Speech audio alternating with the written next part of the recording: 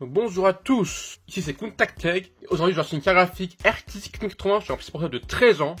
Et oui, c'est possible. Vous vous dites comment? Est-ce que je souder une puce Nvidia sur le PC? Non. Est-ce que je vais acheter une carte graphique PC Tour avec un adapteur? Non. Je vais utiliser une carte MXM pour intégrer sur le PC. Et voici le colis. On va déballer ça, je vais vous montrer les cartes que j'ai achetées. Oui, j'ai acheté plusieurs. Voici les cartes. Ok.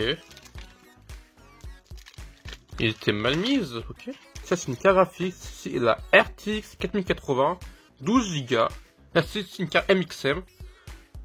Voyons voir, c'est les 4080. Et l'autre carte qu'on a, c'est une carte mystère.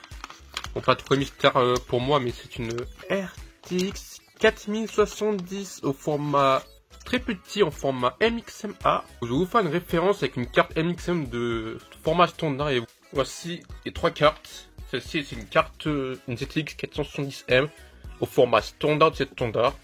Là, vous pouvez bien voir avec 4080, c'est qu'il y a une différence de 9 mm vers la droite. Les supports des vis là, un petit peu décalé par rapport à ceci. Mais si on regarde bien la version petite de la 4070, ce qui est une standard MXMA, eux c'est standard MXMB. On va voir que cette carte graphique, elle a les mêmes supports de vis que celle-ci, du coup, on peut facilement l'installer sur un PC portable sans modifier le Ventira, alors que lui il faut modifier le Ventira. Ne vous inquiétez pas, j'ai déjà modifié le Ventira. Je vais vous montrer comment je modifie le Ventira. Mais pourquoi j'ai acheté deux cartes graphiques MXM? C'est simple, parce que de 1, le vendeur m'a dit que la 4070M, elle est compatible avec mon écran, vu que mon écran il a un signe EDP, qui veut dire Mbed DisplayPort, qui permet d'afficher sur les écrans internes des PC portables récents. La plupart des PC portables de 2010, entre 2014, ils ont des écrans LVDS. Bah eux, sont des signaux qui sont pas postés ces graphiques-là. Du coup, on pouvait pas avoir d'affichage. Par contre, 4080 n'a aucun signal EDP ni LVDS. Du coup, ce graphique, on va l'utiliser en tant que deuxième slot. Et oui, pourquoi un deuxième slot? Parce que mon PC portable, il a en tout deux slots MXM. C'est comme si on avait deux slots PC Express x16 sur un PC Tour, mais sur un PC portable. Voici le PC, et vous pouvez bien y voir qu'il y a deux slots MXM. Du coup, ce qu'on peut faire, c'est qu'on peut mettre le premier slot en tant qu'affichage. Du coup, à 4070, si on peut.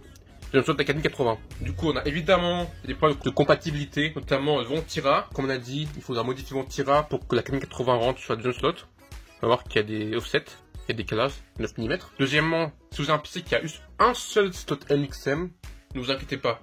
Si vous avez le Intel Optimus, et avec Intel Graphics, vous pouvez faire Intel Graphics plus la carte graphique. Ou Intel Graphics plus RTX 4080, c'est compatible. Je vais essayer d'installer la 4070 en premier. On va voir si ça fonctionne l'affichage d'abord. Voici le démontage. Vous pouvez bien voir que mon tir a été modifié. Vous pouvez bien voir que j'ai coupé cette partie-là. Ainsi, cette partie-là.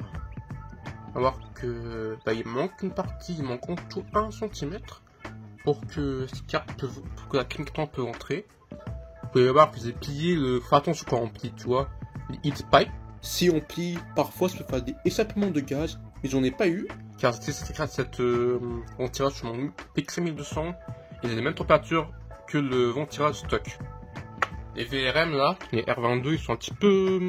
Comment on a un petit peu plus haut que les VRAM. Un petit peu problème quand on veut installer le Ventira. Bon, je vais pas tout monter parce que c'est pour tester.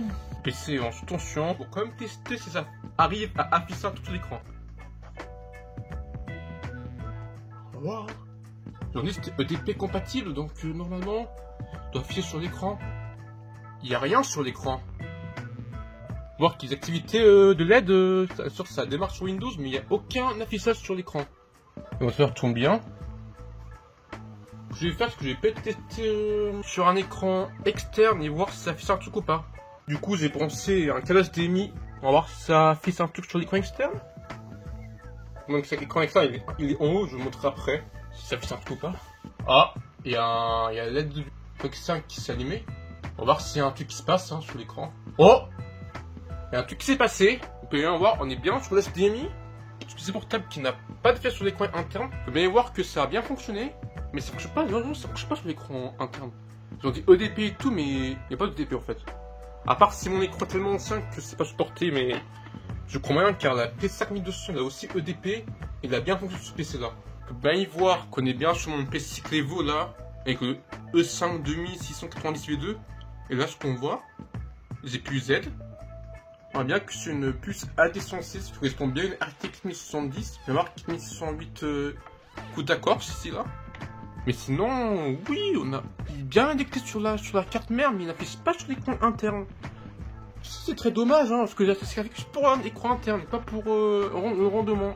Vous pouvez bien voir que c'est bien un BIOS d'une RTX 1010 LXM 115 watts. C'est un VBIOS plutôt générique. Cette graphique-là, on peut pas trouver de driver officiel. Ça veut dire qu'il faut modifier un fichier. En question, c'est un fichier INF qui est sur le dossier d'installation du driver NVIDIA. Parce que vous voyez bien sur ZQZ par exemple, on va voir que l'identifiant du GPU, à la fin on peut voir que c'est 1538 0316. Correspond à l'identifiant du portable du Clevo P570WM. Et c'est NVIDIA, ce type d'identification n'est pas enregistré pour ce type de graphique RTX. Ce qu'il faut faire, c'est qu'il faudra modifier le fichier INF soit manuellement, c'est bien, enfin dans le dossier XP Driver, trouver un petit fichier inf. Du coup voilà, on est bien sur un petit fichier inf. Ce qu'on va faire, c'est qu'on va chercher un identification correspondant, vous pouvez voir 2820 correspond à l'identification du PCI Express RTX 910 mobile. Si on ne trouve pas ce qu'on va faire, c'est très simple. Si vous ne trouvez pas votre identifiant PCI Express, c'est très simple. On va trouver une carte graphique similaire à ça. Du coup, le plus similaire, c'est le RTX 3000 ASUS qui est là, ici. C'est le plus similaire.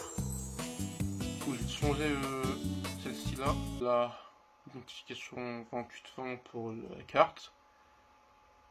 Puis ça c'est pour le device du PC du 1158. Et là on va peut-être garder, non on va pas garder. On va modifier aussi 0316. Voilà. Et il faut monter en haut pour modifier pareil.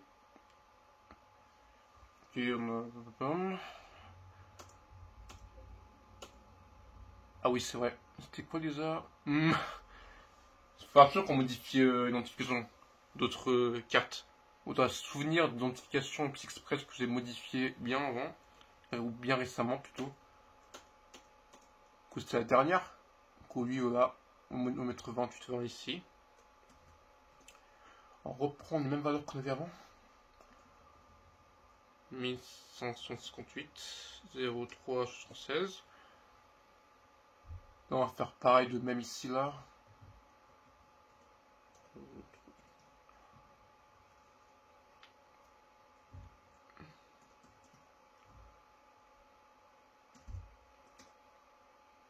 Voilà. Et après, vous ce fichier-là.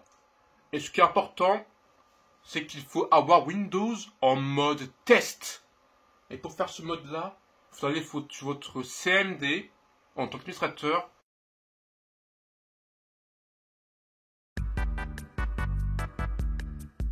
Ce qu'on a fait là, c'est que ça permet d'installer des drivers non signés. Parce que le RTX 1070 sur INF, elle n'est pas certifiée, elle n'est pas signée. On ne peut pas installer. Si on a mis le mode test, on peut installer sans souci. Vous voyez sur périphérique, sur des périphériques, mettre à jour le pilote, parcourir mon poste de travail, regarder parmi les fichiers, disque fourni, important ça. J'ai déjà préparé le fichier Z, tout préparé. Voilà, on a un petit fichier NVDMWI, fichier NF qu'on a modifié bien récemment. Où j'accepte et on attend quelques secondes pour que ça charge le registre. Normalement, on est en dessous. Vous voyez bien, il y a un petit warning, ce code n'a pas été signé numériquement. Voilà, il faut être en mode test. Bon, une autre carte graphique là.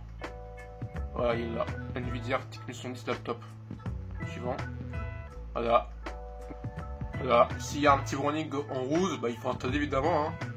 C'est très safe, hein, ne vous inquiétez pas, il n'y a pas de virus, hein, ce que vous avez fait. Hein. Tant que je télécharge le driver NVIDIA, c'est nvidia.com. Et que vous modifiez vous-même, bah, il n'y aura pas de problème. Ah, ça a installé. Ouais, l'écran est noir. Ok, c'est éteint. Ah, intéressant.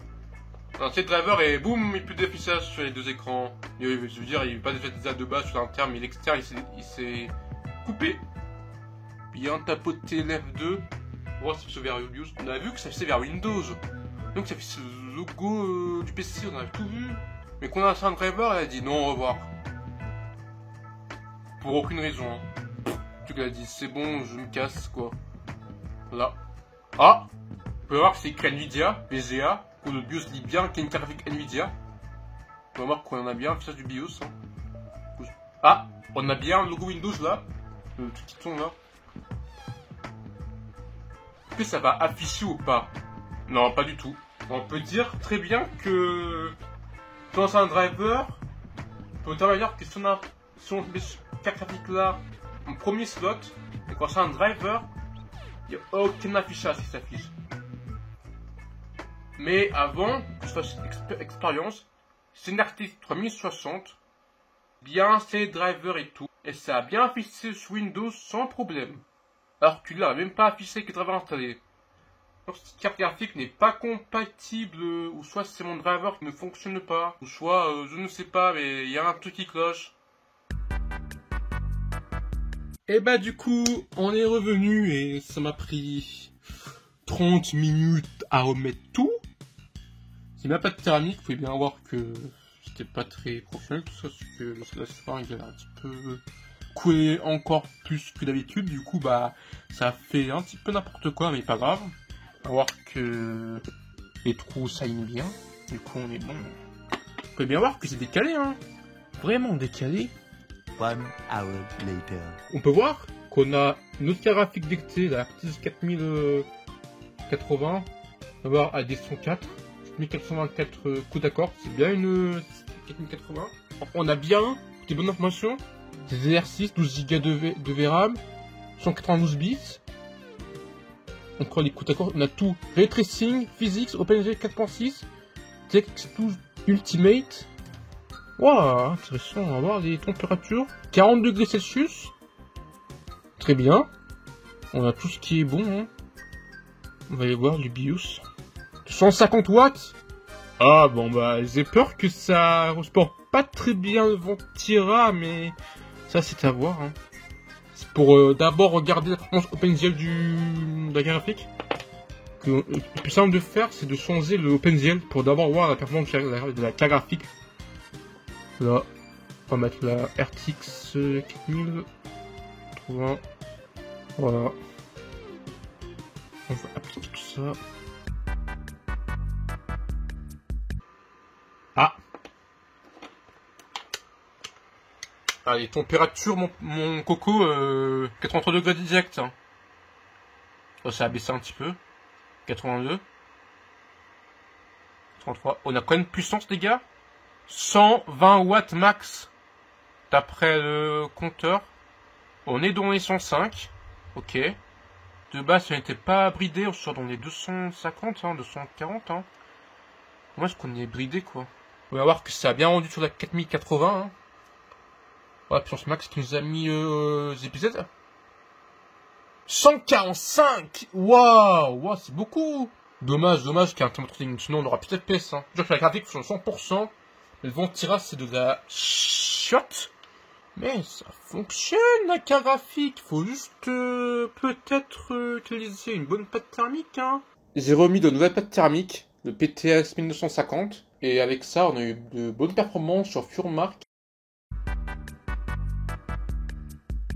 C'est bien d'avoir OpenGL. Mais si on l'utilisait sur un vrai jeu, comme GTA V, Fortnite, bah il faut DirectX. Parce que si on fait aucune modification là, le DirectX va être rendu à la partie du P5200. Et nous on veut passer à nous. Nous on veut que ça rende la 4080.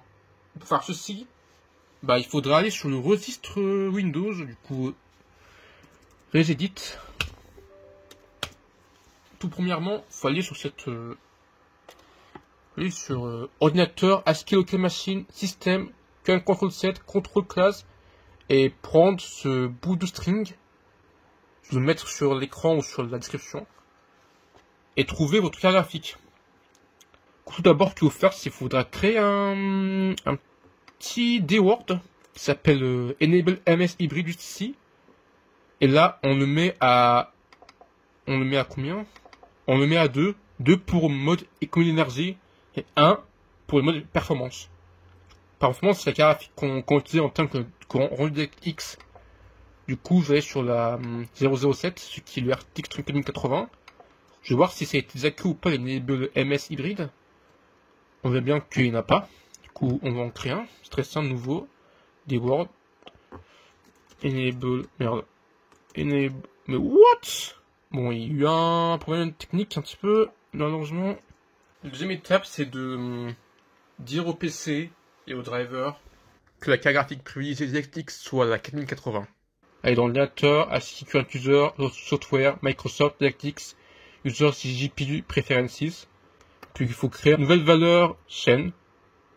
L'appeler DirectX User Global Settings. Puis écrire I perf adaptateur. Puis ensuite, il faudra mettre votre numéro d'identification du matériel. Pour faire ci, il faudra y aller dans le périphérique, carte graphique, votre carte graphique que vous voulez modifier, propriétés, détails, numéro d'identification du matériel et prendre la deuxième partie. Copier-coller. Mais il faudra enlever quelque chose, genre PC Express. Enlever tout ce qui est tiré là. Et les sub. Voilà, normalement c'est comme ça normalement. Hyper adapteur. Quand vous avez fait ça, il faudra redémarrer votre PC. Ce qu'on va faire, on va aller tout fermer. Passons vers 3D Mark et voir nos performances. Ah, vous pouvez bien voir qu'il y a eu un brisage thermique. Hein. Vous pouvez bien voir la courbe, elle est rose. Si on n'est pas bon, bah, on peut rien faire. Mon tirage n'est pas très puissant. Hein. Le mieux ce qu'on peut faire, c'est que de contacter le fabricant et de dire de faire un VBIOS avec moins de wattage possible. Notre ventira peut le supporter, on n'aura pas de brise thermique, on aura de meilleures performances. Et c'est tout pour aujourd'hui, merci d'avoir regardé cette longue vidéo. J'espère que ça vous a appris quelque chose par rapport aux cartes MXM et au PC portable. Et au revoir.